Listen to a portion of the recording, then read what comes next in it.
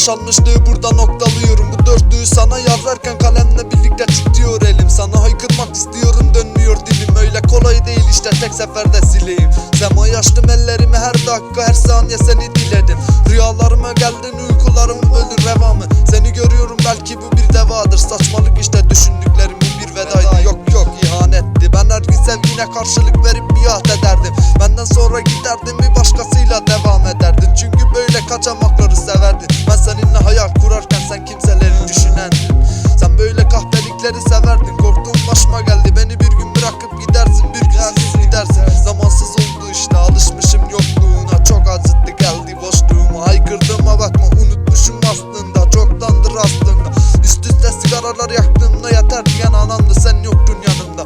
Bu parça da bir veda aslında, ne kadar sarsız. O yalan sevgin karşısında yıkılmam. Unutmak için zaman harcasan da boşa zaman kaybı der. Bir sigara yakarım bunu anlatsan.